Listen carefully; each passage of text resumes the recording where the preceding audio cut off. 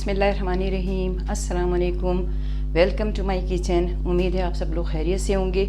आज जो मैं आपके साथ रेसिपी शेयर करूंगी वो बहुत ही अच्छी और मज़े की, वो हर घर में बहुत शौक़ से खाई जाती है।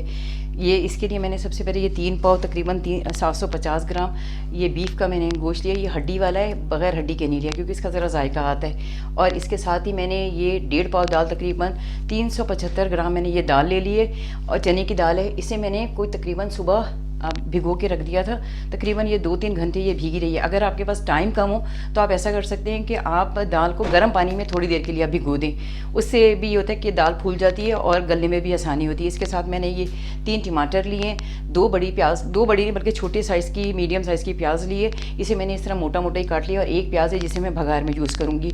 इसके साथ ये 1 प्याली ऑयल है, तेल है, जो मैं पहले थोड़ा गोश्त में डाल के फ्राई करूँगी और बाकी मैं इसको भगार के लिए यूज़ करूँगी। ये 2 खाने के चमचे लहसुन अदरक हैं। आप चाहें तो आप साबित भी लहसुन अदरक गोश्त में डाल सकते हैं, उसका भी बहुत अच्छा जायका आता है। इसके साथ ये है ये एक तेज़पात है, एक बड़ी ये है दालचीनी है, 1 टुकड़ा, ये 4-5 लौंगे हैं और सफ़ेद ज़ीरा है और थोड़ी सी काली मिर्चें और ये 3 बड़ी इलायची और थोड़ी सी छोटी। ये मैं जब मैं गोश्त डालूँगी उससे पहले मैं इसे सिर्फ डाल के फ्राई करूँगी क्योंकि इसकी बहुत अच्छी खुशबू आ जाती है और गोश्त में जितनी हुमक होती है या महक होती है वो सारी ख़त्म हो जाती है। इसके साथ ही ये मैंने ये मसाले हैं, इसमें ये सुर्ख मिर्च है पिसी हुई, ये आधा चाय का चम्मच है, 1 चाय का चम्मच कुटी हुई सुर्ख मिर्च है, 1 चाय का चम्मच नमक है। अगर नमक कम या ज़्यादा हो वो आप अपने हिसाब से कर सकते हैं। 2 चाय के चम्मच ये कुटा हुआ धनिया है साबित, क्योंकि मैं इसे कौर के रख लेती हूँ तो मैं ये कुटा हुआ सब्जियों और दालों में यूज़ करती हूँ। इसके साथ में सफ़ेद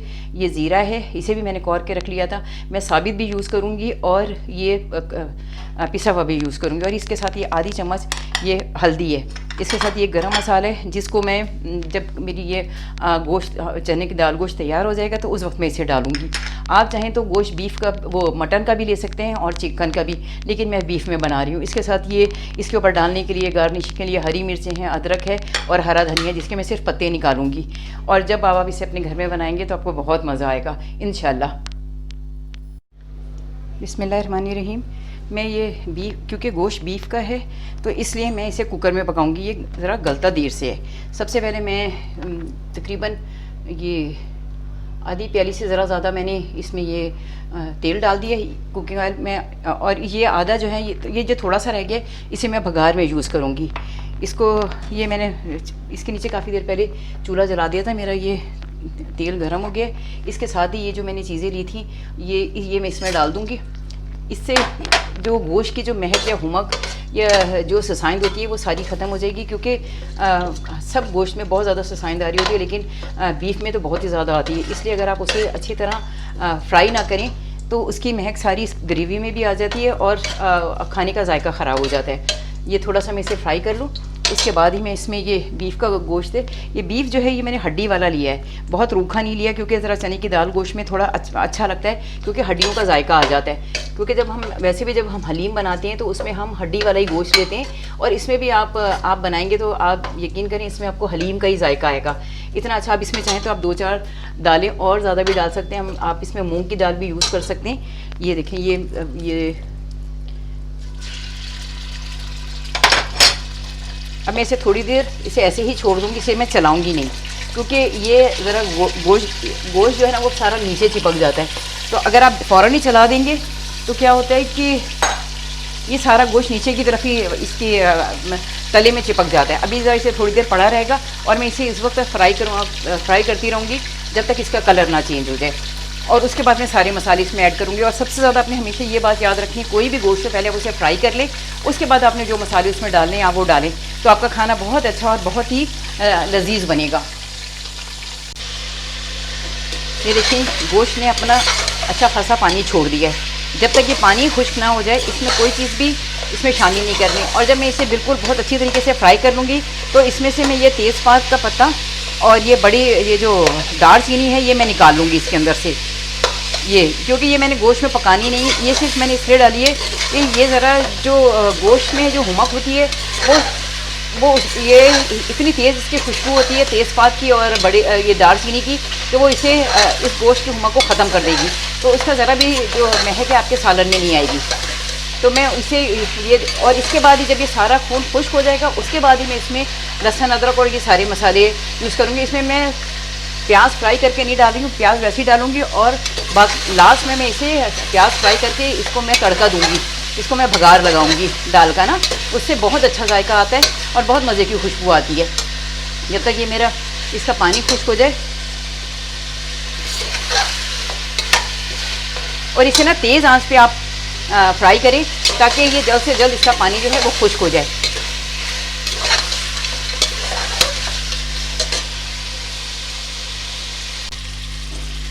ये देखिए पानी बिल्कुल खुश्क हो गया और ये बीफ ने भी अपना कलर चेंज कर लिया। इसमें से मैंने ये सारी चीज़ें जो तेज़पात और बड़ी इलायची और दालचीनी का टुकड़ा था वो मैंने इसमें से निकाल दिया। ये सिर्फ इसमें 2-4 लौंगे और थोड़ी सी काली मिर्चें और 2 छोटी इलायची पड़ी हुई, बाकी मैंने इसमें से सारा वो निकाल लिया है क्योंकि वही ज़रा सामने प्रोमिनेंट होती है। ये 2 खाने के चमचे लहसुन अदरक है। आप चाहें तो आप इसमें साबित लहसुन और अदरक भी डाल सकते हैं क्योंकि जब आप कुकर लगाते तो वो सारी चीज़ें मेल्ट हो जाती है। बल्कि मैं आपको बताऊँ उसका जायका बहुत अच्छा आता है, ये पीसे से ज़्यादा अच्छा उस साबित का आता है। लेकिन मैं ये क्योंकि मुझे ज़रा जल्दी हांडी पकानी थी इसलिए मैंने ये पिसा हुआ यूज़ किया। इसके साथ ही मैं ये इसमें ये सारी अपनी, चलिए पहले मैं इसमें मैं ये प्याज है, ये 2 दरमियाने साइज़ की प्याज से ज़्यादा प्याज इसलिए यूज़ करते कि ये दाल को मीठा कर देती है क्योंकि दाल में भी थोड़ी सी मिठास होती है और ये गोश्त को मीठा कर देती है। और याद रखें कि जितना अच्छा आपका मसाला भुना हुआ होगा, जितना अच्छा आपका गोश्त भुना हुआ होगा, उतना ही आपके खाने में लज्जत आएगी। इसके साथ ही ये मैं इसमें सारी चीज़ें सिवाय गरम मसाले के, जो ये हल्दी, सुर्ख मिर्च पिसी हुई भी है थोड़ी, और 1 चमचा चाय का कुटी हुई है, और नमक है। नमक कम होगा तो मैं और डाल दूँगी। 2 चमचे जो हैं वो साबित धनिया कुटा हुआ था और सफ़ेद ज़ीरा था। ये सब चीज़ें डाल के इसको थोड़ी देर में मैं भूनूंगी ताकि ये जो प्याज की थोड़ी कसाइंद है वो इसमें से ख़त्म हो जाए। ये देखिए ये 1 टुकड़ा और ये बड़ी इलायची का इसको आप निकाल दें क्योंकि बस इसकी अब खुशबू इसमें आ गई है गोश्त में, और इतनी अच्छी अभी इसमें खुशबू आ रही है क्योंकि सारी जो गोश्त की हुमक है वो ख़त्म हो गई है। इसके साथ ये मैं टमाटर 3 दरमियाने साइज़ के ये टमाटर थे, मैं ये भी डाल रही हूँ। ये भी इसमें चाहे आप छोटे डालें या बड़े डालें, ये क्योंकि जब कुकर का ढक्कन लगेगा तो ये सारे ही इसमें मेल्ट हो जाएंगे। लेकिन पहले आप इसे, और जब ये मसाला सारा भुनेगा उसके बाद में इसमें दाल और हरी मिर्चें वगैरह शामिल करूँगी। और मैं इसे तकरीबन 15 मिनट के लिए कुकर का ढक्कन बंद करके इसे लगाऊंगी क्योंकि ये बीफ है तो बीफ ज़रा देर में गलता है, तो इसलिए 15 से 20 मिनट में इसको कुकर का ढक्कन लगा के पकाऊंगी। क्योंकि दाल तो मैंने भिगोई हुई, वो तकरीबन 10 मिनट में वो गल जाएगी, लेकिन पहले इसका बीफ का गलना जो है वो बहुत ज़रूरी है। इसके साथ ही मैं इसमें ये तकरीबन ये 1-1.5 ये गिलास मेरा बड़ा है तो ये तकरीबन समझिए कि ये 1.5 गिलास जो नॉर्मल साइज़ के गिलास होते हैं, ये 1.5 गिलास ये है पानी का जो मैंने इसमें डाल दिए। आप चाहें तो पानी कम या ज़्यादा भी कर सकते हैं, जिस तरह का गोश्त हो। ये आप मटन में और चिकन में भी बना सकते हैं, जैसे आपके गोश्त हो आप उस हिसाब से इसमें पानी कम या ज़्यादा कर सकते हैं। अब मैं इसका तकरीबन 20 मिनट के लिए मैं ये ढक्कन जो है इसका बंद कर दूँगी कुकर का, और जब इसकी सीटी बजेगी उसके बाद मैं तकरीबन 15 या 20 मिनट तक इसे गलने दूँगी। उसके बाद मैं इसे खोलूँगी। बिस्मिल्लाहिर्रहमानिर्रहीम। ये देखिए अल्हम्दुलिल्लाह ये गोश्त तो मेरा रेडी है। ये देखिए माशाल्लाह ये अच्छी तरह देखिए इसमें सारे टमाटर वगैरह जो थोड़े बहुत रह गए वो भी हो जाएंगे। सारे टमाटर और प्याज सब इसमें मेल्ट हो गई है, सारी चीज़ें इसमें घुल गई हैं। अब मैं पहले इसे अच्छी, और ये जो जब तक इस पर तेल ना आ जाए इसमें दाल नहीं डालनी इसे तेल, तो अब मैं ज़रा इसे थोड़ा मसाले को तेज़ आंच पे भून लूँ, फिर उसके बाद मैं इसमें दाल डालूँगी। लेकिन ये देखिए ये बिल्कुल अच्छे तरीके से, और इसका तकरीबन गोश्त जो थोड़ा बहुत रह गया है वो दाल के साथ जब पकेगा तो वो गल जाएगा, क्योंकि ज़्यादा अगर आप गला लेंगे तो वो बहुत ही बिल्कुल राई गाई हो जाता है। लेकिन ये कि थोड़ी इसमें बोटियाँ नज़र आएँ तो वो अच्छा लगेगा। इसके साथ ही मैं ये मेरे तकरीबन इसके साथ में ये दाल डाल के ना, तकरीबन ये 1.5 पाव 375 ग्राम ये दाल है, इसे मैंने बहुत अच्छी तरीके से धोया था। इस दाल को मैं साग डाल के ना खूब अच्छी तरह भूनूंगी ताकि ये जो इसमें सफ़ेद स्टार्च जो निकलता है वो इसमें से ख़त्म हो जाए। ये मैं देखें ये दाल डाल के इसको तकरीबन इस मसाले के साथ मैं अच्छी तरह फ्राई करूँगी कि इसका पानी खुश्क हो जाए। उसके बाद मैं इसमें 1 गिलास पानी डाल के इसे गलने रखूँगी लेकिन इससे पहले मैं इसे खूब अच्छी तरह भूनूंगी, क्योंकि ये अभी गली भी नहीं है तो ये बहुत अच्छी तरह भून जाएगी। और उसके बाद फिर जब ये गलेगी, ये मैंने देखिए भिगो भी दी थी ना, तो पहले ही ऑलरेडी इसका दाना अच्छी खासा जो है ना वो थोड़ा वो नरम हो गया है। जब इसके साथ पकेगा 10 मिनट आप पकाएंगे तो ये दाल गल जाएगी। लेकिन मैं इसे तेज़ आंच पे पहले खूब अच्छी तरह फ्राई करूँगी मसाले के साथ, ताकि इसका जो कच्चापन है और जो इसमें जो वाइट स्टार्च निकलता है वो भी इसमें इसके साथ ही ख़त्म हो जाए। उसके बाद मैं इसे गलने के लिए तकरीबन 1 गिलास पानी डाल के 10 मिनट के लिए कुकर का ढक्कन बंद करूँगी। इस तरह मेरी दाल ये तकरीबन तैयार हो जाएगी। ये देखिए दाल को मैंने इतनी अच्छे तरीके से भूना है कि दाल पे से भी ये सारा तेल देखें ऊपर आ गया है। इसमें ज़रा भी ये जो इसका सफ़ेद स्टार्च होता है वो इसमें बाकी नहीं रहा दाल में। इसके साथ ही मैं इसमें ये मैंने हरी मिर्चें ये बारीक चॉप की थी ये डाल दूँगी, ताकि इसका जायका दाल में और गोश्त में आ जाए। ये मैंने बहुत बारीक करके 7-8 हरी मिर्चें रखी थी। इसके साथ ही मैं ये थोड़ी सी इसमें अदरक भी डाल रही हूँ, बाकी अदरक मैं उस पर गार्निशिंग के लिए डाल दूँगी। जब ये तैयार हो जाएगी तो इसे मैं भगारूँगी अच्छी तरह, फ्राई करके मैं इस पर प्याज डालूँगी। इससे मैंने इसमें प्याज कम रखी थी इसके मसाले में। और इसके साथ ही ये आप रोटी, आप सुबह पराठे के साथ, आप नान के साथ, आप जिस तरह चाहें आप इसको यूज़ कर सकते हैं। ये दाल चावलों के साथ बहुत अच्छी लगती है। और इसके साथ मैंने ये जो चावल है मैंने इसके साथ चावल भी उबाले हैं, और ये वाइट चावलों को, सिर्फ ये वाइट चावलों के साथ बहुत अच्छी लगती है। आप अगर किसी और चीज़ में आप डाल के खाएंगे तो आपको वो मज़ा नहीं आएगा जो आपको सफ़ेद चावलों के साथ इसे खाने में मज़ा आएगा। इसके साथ ही मैं इसमें ये 1 गिलास, ये तकरीबन 1.5 गिलास मैंने इसमें पानी डाल दिया, क्योंकि चने की दाल को गलने में भी थोड़ा सा वक्त लगता है। फिर आप अपने हिसाब से, अगर आपने चावलों से खानी है तो आप दाल को ज़रा पतला रख लीजिएगा, और अगर आपने रोटी से खानी है तो दाल को ज़रा गाढ़ा रख लीजिएगा। ये अब आपके ऊपर मुनहसर है। लेकिन जब तक मेरी तकरीबन इसको भी मैं 10 मिनट तक पकाऊंगी, मीडियम आंच पे पकाऊंगी, बहुत तेज़ आंच पे नहीं बनाऊंगी। और इसमें आप ज़रा हरी मिर्ची वगैरह ज़्यादा रखेंगे तो उसको बहुत ही अच्छा और बहुत मज़ेदार जायका आता है।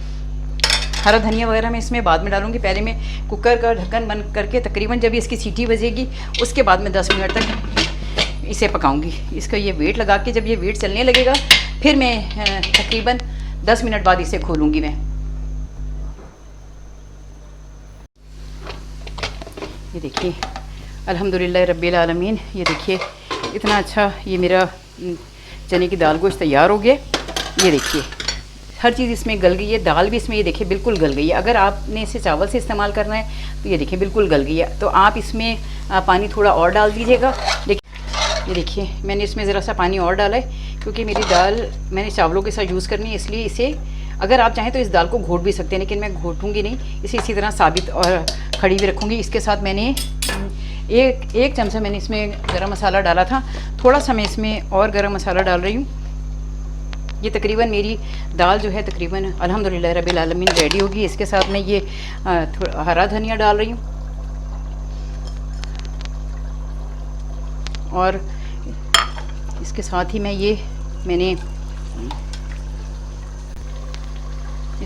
मैंने दाल भगार दी है। इसको मैंने ज़रा डार्क ब्राउन रखा है, इसका बहुत अच्छा टेस्ट आता है। ये अब मैं इसे, ये मेरा अल्हम्दुलिल्लाह रब्बिल आलमीन मेरा खाना, ये चने की दाल गोश्त बिल्कुल रेडी है। अगर आपको मेरा खाना अच्छा लगे तो आप मेरे चैनल को सब्सक्राइब करें, लाइक करें, और मुझे अपनी दुआओं में याद रखें। ज़िंदगी रही तो इंशाअल्लाह फिर किसी वीडियो में मुलाकात होगी। अल्लाह हाफिज़।